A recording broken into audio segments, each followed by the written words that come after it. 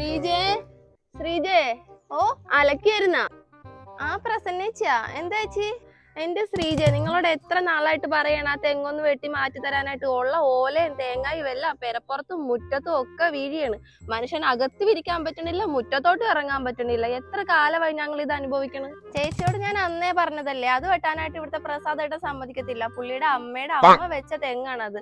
അമ്മൂമ്മയുടെ ഓർമ്മയ്ക്കായിട്ട് അങ്ങനെ നിർത്തിയേക്കും. അതുകൊണ്ട് ചേട്ടൻ സമ്മതിക്കത്തില്ല. ചേച്ചി വേറെ വല്ല കാര്യവും നോക്കും. അത് ശരി. അപ്പൊ തേങ്ങയും ഓലമടലും ഒക്കെ ഞങ്ങളുടെ തലേ വന്ന് വീണ് ഞങ്ങൾ ചാകട്ടെ എന്ന്, അതിന് നിങ്ങൾക്കൊരു കുഴപ്പമില്ല. അങ്ങനെ ഓർമ്മ സ്മാരകമാണെങ്കിലേ അങ്ങോട്ടൊരു ഫോട്ടോ എടുത്ത് അങ്ങോട്ടൊരു മാലയിട്ട് ഫ്രെയിം ചെയ്ത് വെക്കുക. എന്നുവെച്ചാൽ ഇതൊന്ന് വെട്ടിമാറ്റി നാട്ടുകാർക്ക് ജീവിക്കണ്ടേ? ഇല്ലെങ്കിലേ ഞങ്ങൾക്കറിയാം എന്താ ചെയ്യേണ്ടതെന്ന്. അതെ, ആകെ ഈ വീട്ടിലുള്ളതിൽ നല്ലൊരു തെങ്ങാണ് അത്. ഇഷ്ടംപോലെ തേങ്ങയും ഓലയും പിടിക്കുന്ന ഒരു തെങ്ങാണ് അത്. വെട്ടി നശിപ്പിക്കാനൊന്നും ഞങ്ങളെ കൊണ്ട് പറ്റത്തൊന്നുമില്ല.